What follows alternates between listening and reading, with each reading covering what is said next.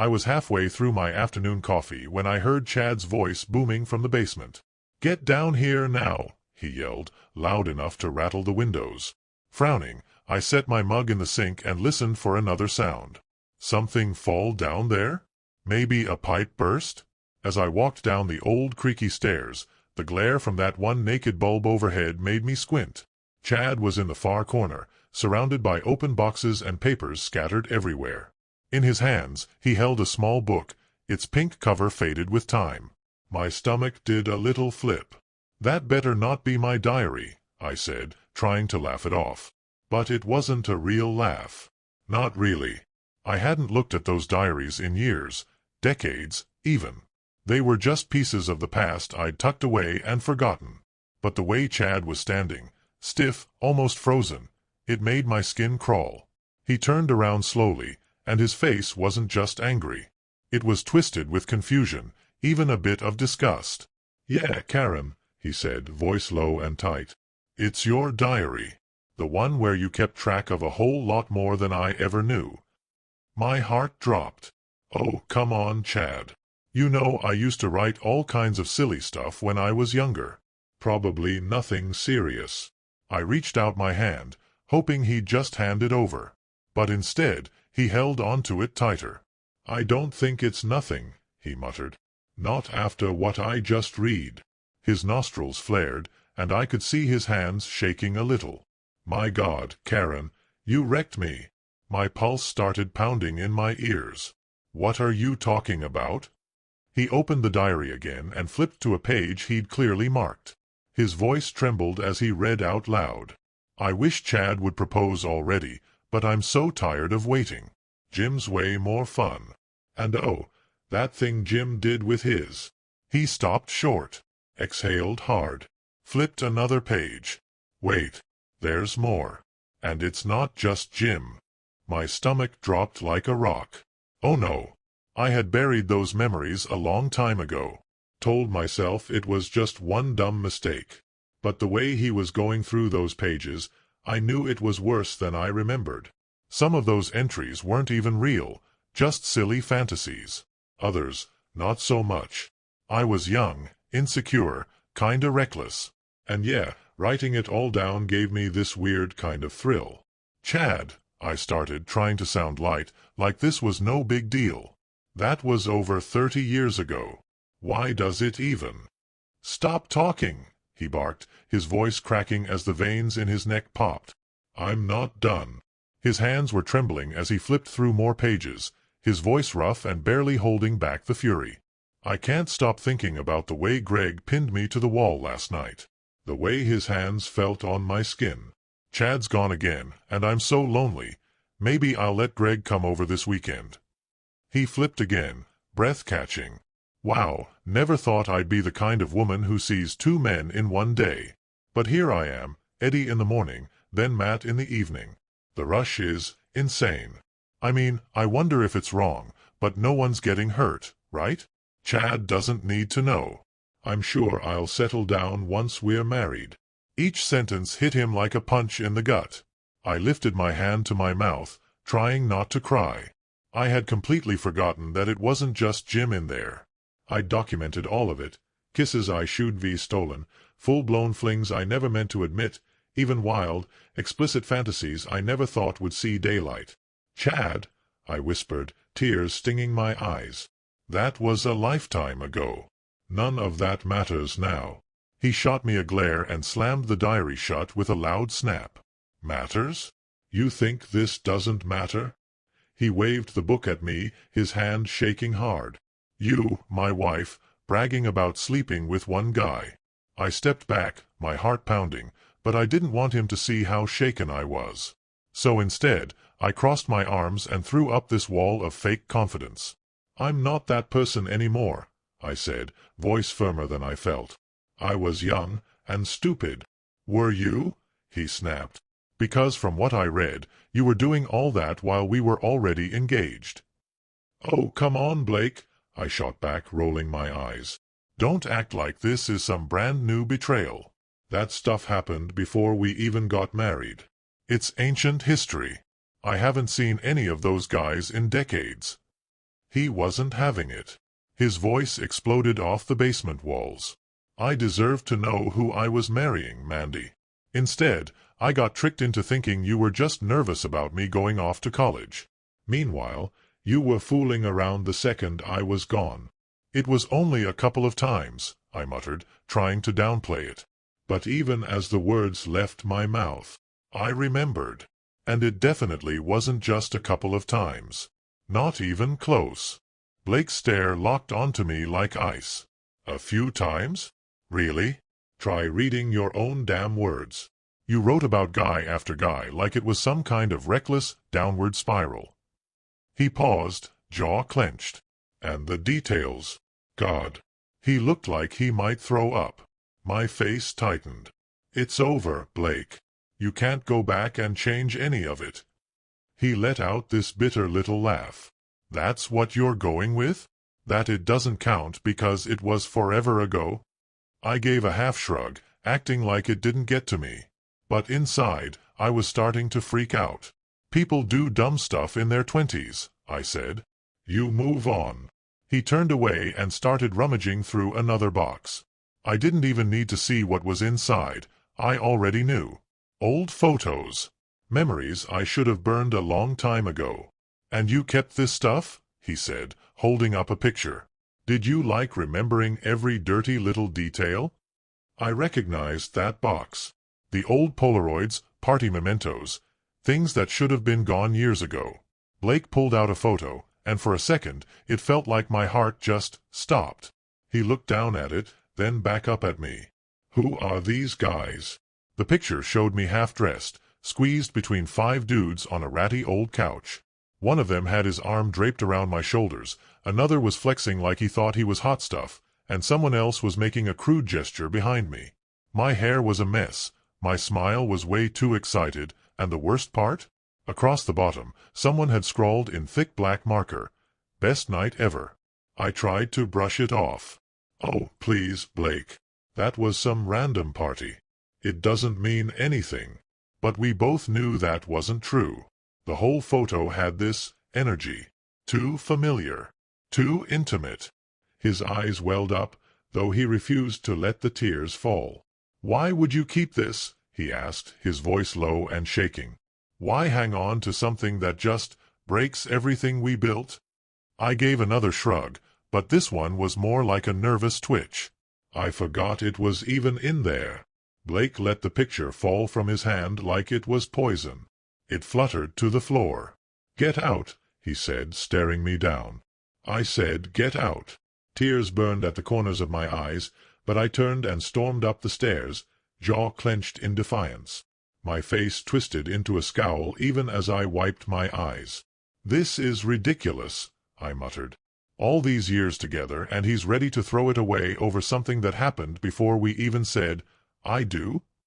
Why'd he have to go snooping around the basement in the first place?"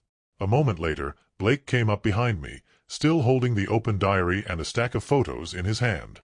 "You're going to your parents' place," he said, totally calm, and honestly, that was more terrifying than when he yelled. "You can't just kick me out," I snapped. "This is my home too." "Not anymore," he said flatly. "Not until I figure out what to do with all of this." He held up the diary. "Do you even get how humiliating this is? For 30 years, I thought our marriage was real. Now I have to wonder if it was all a lie from the beginning." "Seriously, Blake?" I rolled my eyes. If our whole life was a lie, then why did it feel so good for so long? He was shaking, every breath shallow and uneven. "Was it really a good life, Mandy? Or did you just get tired of messing around and pick me because I was the safe option?" "This right here," I snapped, "is exactly what I'm talking about. You're blowing this way out of proportion. So I had a wild streak in my 20s. Big deal. People grow up. They change." His jaw clenched so tight, I thought his teeth might crack. "Pack your stuff," he said coldly, "or I'll do it for you." I wanted to fight back, to argue more, but the look in his eyes told me it wouldn't matter. He meant it. So I turned and walked toward the bedroom. My chest was tight as I threw clothes into a suitcase, barely noticing what I grabbed. I could hear him pacing outside the door. Just as I was about to zip it up, I caught a glimpse of a photo on the nightstand. It was all of us, me, Blake, our daughter, and our son, taken on some fall day when we were all wearing those matching sweaters, laughing like we didn't have a care in the world. I picked it up, held it for a second, then closed my eyes. "He'll calm down," I whispered to myself. "He has to." Out front, Blake stood like a statue, one hand on the doorframe, his face unreadable. I dragged my suitcase to the car, chin high, not giving him the satisfaction of seeing me break. "This is insane," I said, shooting him a glare. "You're gonna regret this." He didn't say a word, just swallowed hard. As I pulled away, I glanced back in the rearview mirror. He was still standing there, holding that damn diary in his hand like it was evidence in a trial. And in that moment, I hated him, almost as much as I hated myself. Word travels fast in a small town. By the time I reached my parents' house, my phone was already buzzing non-stop. "He's telling everyone at the bar what he found," one text read, from Linda, my oldest friend. "Are you okay?" I muttered a curse under my breath. Blake wasn't just hurt. He was making a scene, airing all our business out loud for the whole town to hear. "He's humiliating me," I thought, slamming my phone into my bag. "I'd deal with that part later." When I walked through my parents' front door, they looked like I'd told them someone died. They're both in their 80s and have always loved Blake like he was one of their own. I gritted my teeth and explained just enough to get by, said he found some old diaries and was totally overreacting to a few things I'd done before we got married.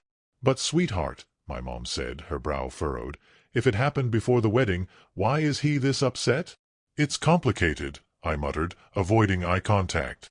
I sure as hell wasn't going to tell them about the number of men, or how some of it overlapped with our engagement. I definitely wasn't going to mention that photo with the 5 guys.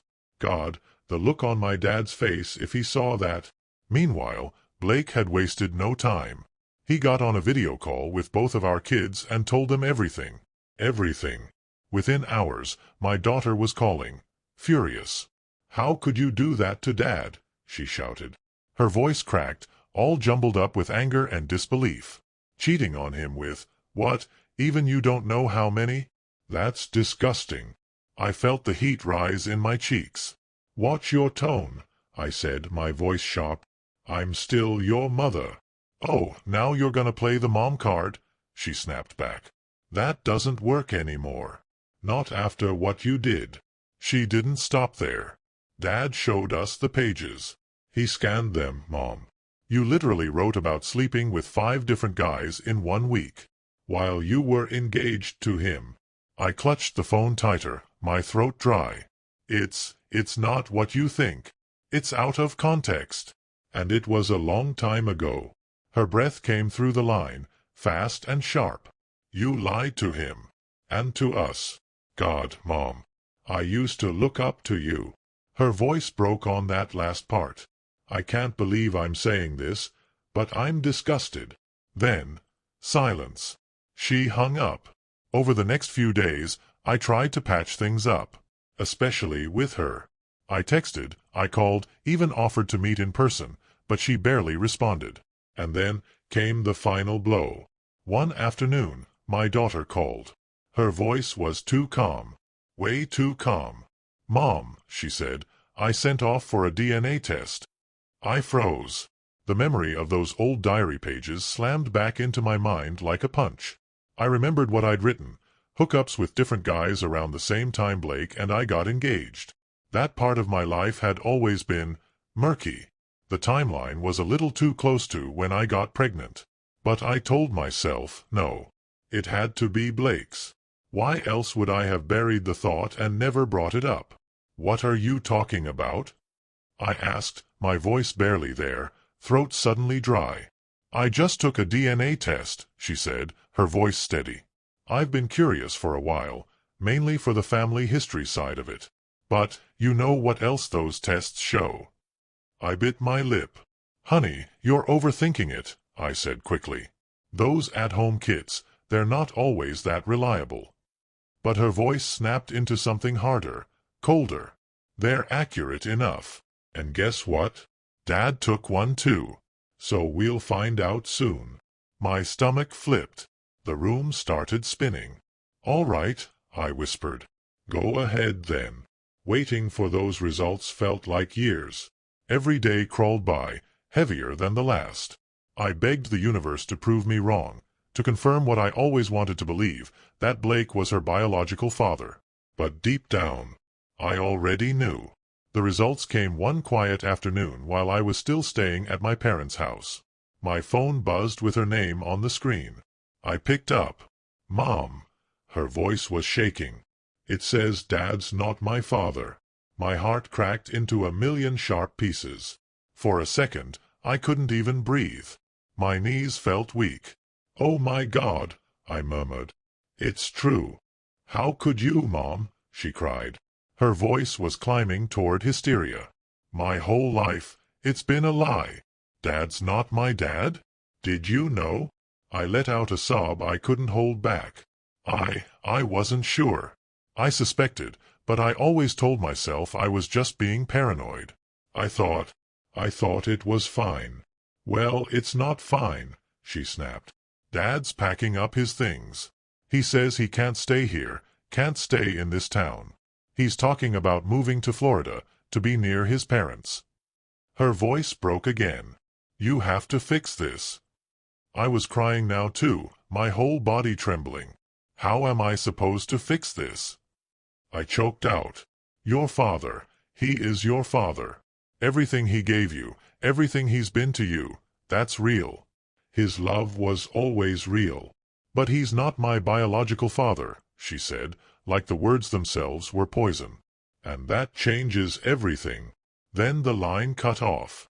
I sat there in silence for a while, staring at the wall, unable to move. Later that day, I got in the car and drove back to the house Blake and I had shared for decades. My emotions were a mess, part anger, part shame, part fear. I didn't even know what I hoped to accomplish. When I walked through the door, he was standing in the middle of the living room. Eyes bloodshot. I couldn't tell if it was from rage or crying, or both. You've got a lot of nerve showing up here, he said quietly. I threw my hair back, trying to keep some shred of control. I need to get my things. He laughed, but there was no humor in it. The sound echoed off the walls. Take all your things. I'm moving out. It's official. I froze. What about us? There is no us, Mandy, he said flatly. You cheated on me before we got married. You lied. And now, I find out the daughter I've loved with everything I had isn't even mine. My stomach twisted, but I still wanted to defend myself. I wanted to say it had been so long ago it shouldn't matter anymore. But that DNA test had shattered the last piece of his trust. Blake, I said, my voice shaking, I didn't know who the father was back then. I was scared. I was stupid. But I chose you. I married you because I loved you. And I still do. I took a breath and stepped closer. You raised our daughter. That means something. His eyes darkened. Means something? Mandy, I read her stories at night. I taught her how to ride a bike. I paid for her college education. And all this time, you didn't have the decency to tell me there was even a chance she wasn't mine. I reached toward him, arms open, desperate to fix what felt unfixable. I was trying to protect you. And her. Protecting me? Blake scoffed, his voice dripping with bitterness. That's rich. Do you even hear how messed up that is, Mandy? You made the decision for me, decided I didn't deserve to know she might not be mine. He shook his head, eyes burning. Congrats. You played God with my life. I tried to reach out, just to touch his arm, but he pulled back like my skin would burn him. Don't, he said sharply. Don't even try. The only reason you're here is probably to beg for sympathy, or to try and save your reputation. His gaze swept over me with cold disgust. Arrogant. Selfish. That's what you are. My anger snapped to the surface. Oh, I'm selfish? I shot back. You're the one going around town, telling everyone our business, humiliating me in public. Good, he barked, his voice rising. You deserve to be humiliated.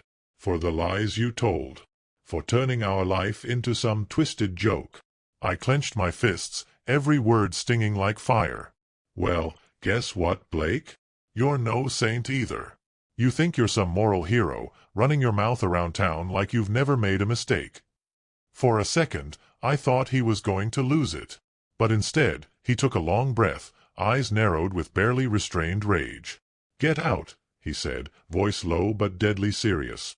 I stood there, hesitating, until he pointed to the door. "Out. Or I swear, I'll call the cops and say you're trespassing." My mouth twitched. I wanted to stay. I wanted to fight. But I knew he wasn't bluffing. So I turned on my heel, walked out, and slammed the door behind me. The second I got into my car, I broke down. Big, ugly sobs shaking my whole body. "Why are you even crying?" I asked myself out loud. You did this.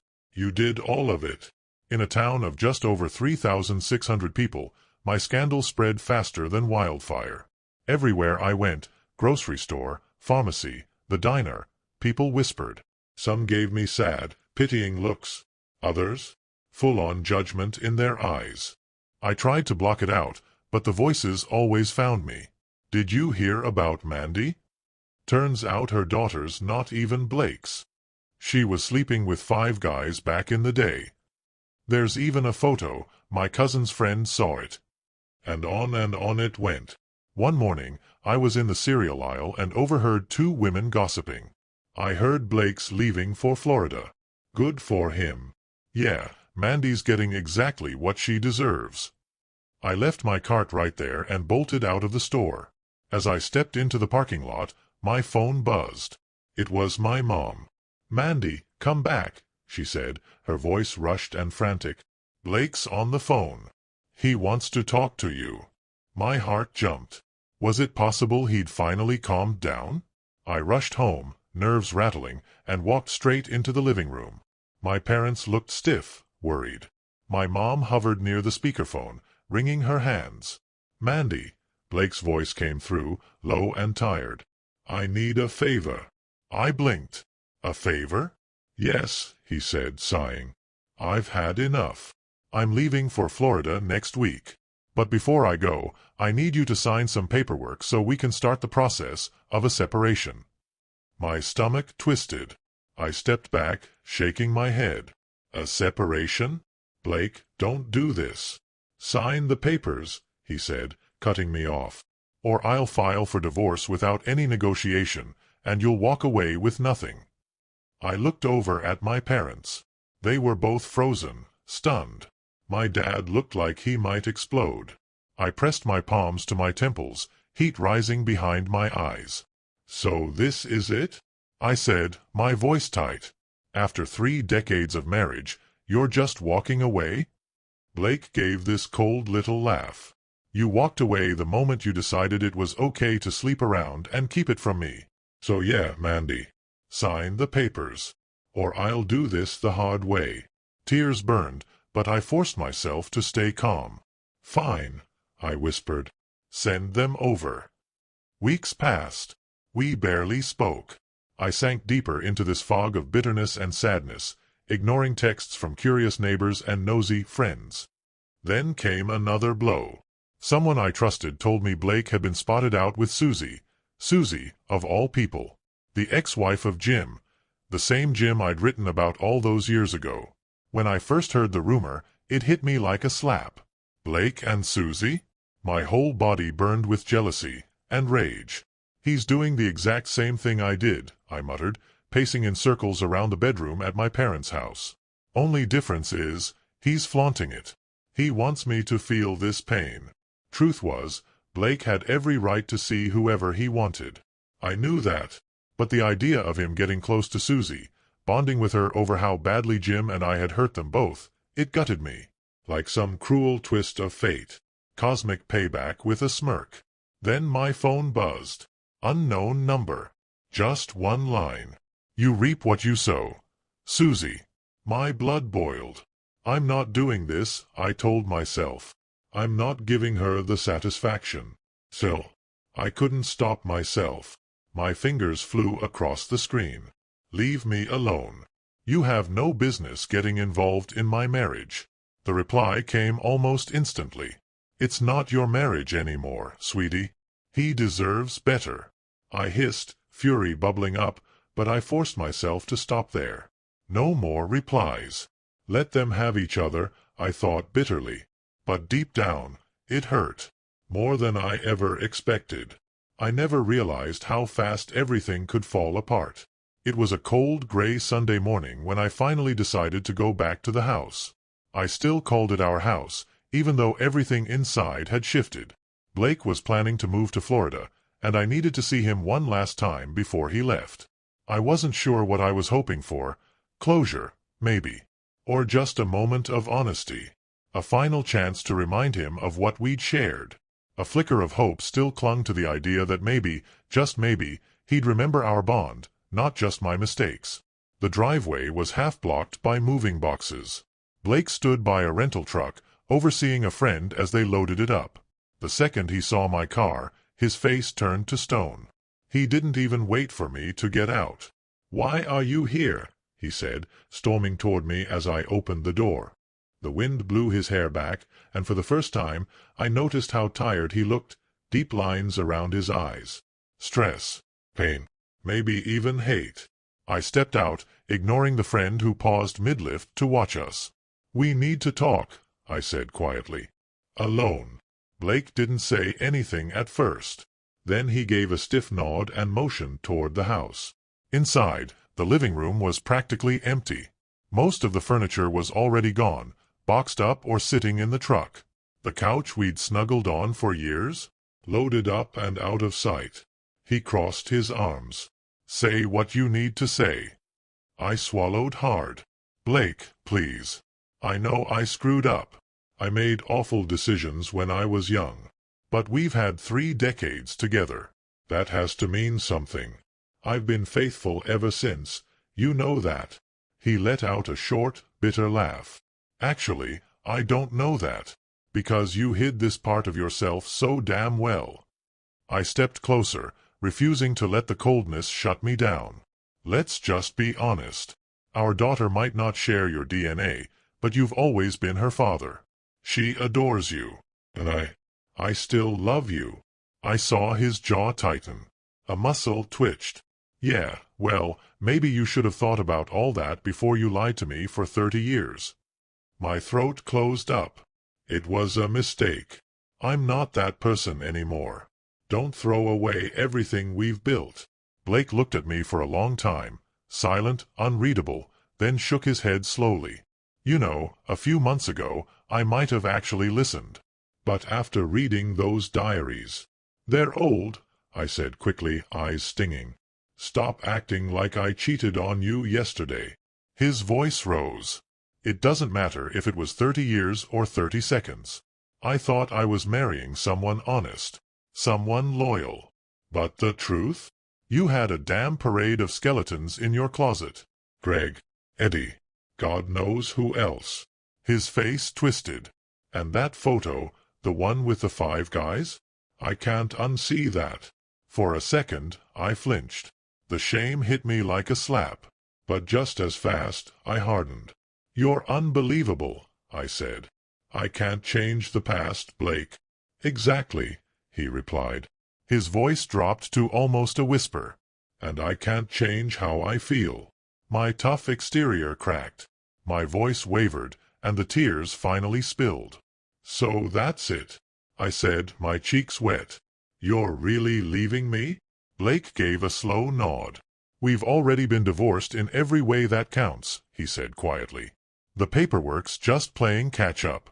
I've got no reason to stay, in this house, this town, even this state. I'm done." I folded my hands in front of me, trying to stay calm. "Please, can we at least talk about therapy? Maybe we could." "No," he said, cutting me off. That one word was final. Solid as a wall. "I can't live like that," he added. "Always wondering if you'll do it again. I can't even look at you without seeing them." My shoulders dropped. The weight of it all was just crushing. So you'd rather run off with Susie?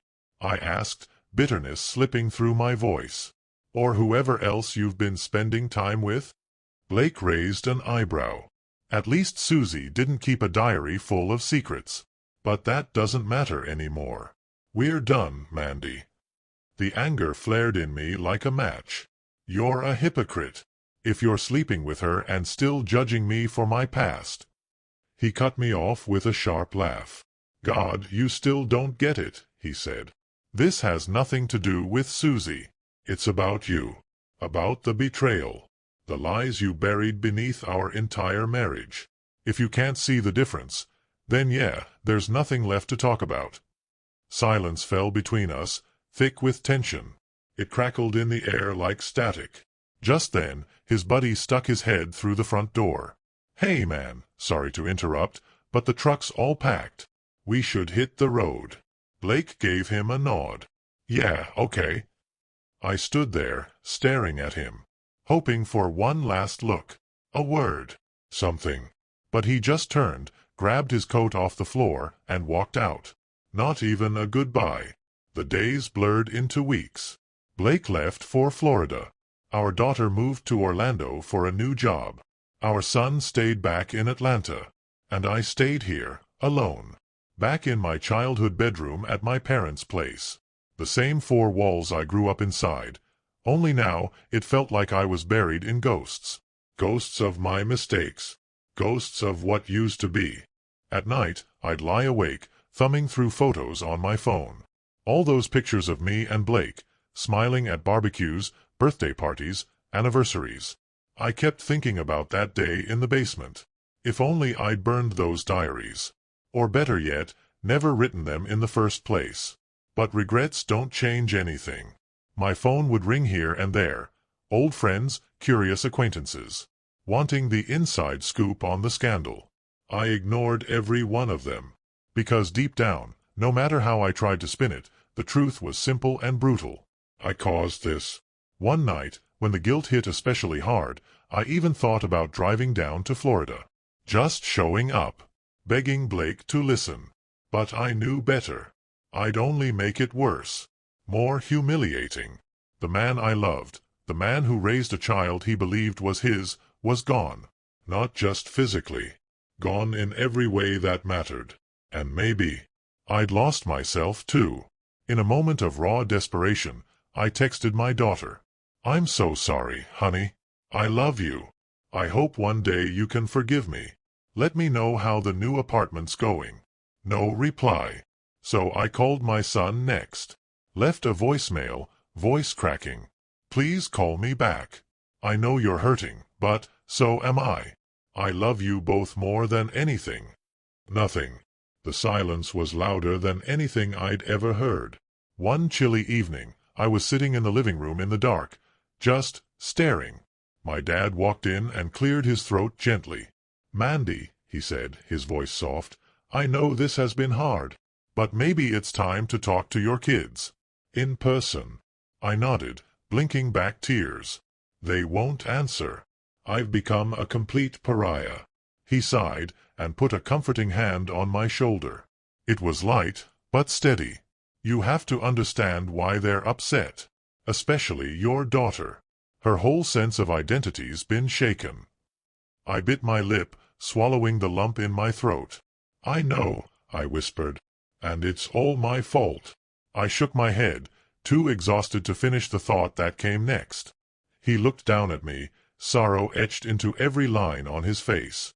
My dad looked down at me, pain etched across his face. You might have lost Blake, he said softly, but don't lose your kids, Mandy. Do whatever it takes to hold on to them.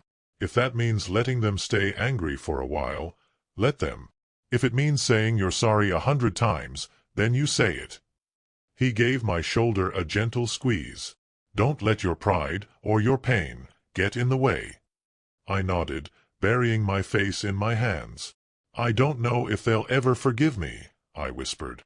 He held on just a little longer. Maybe not, he said, but that doesn't mean you stop trying.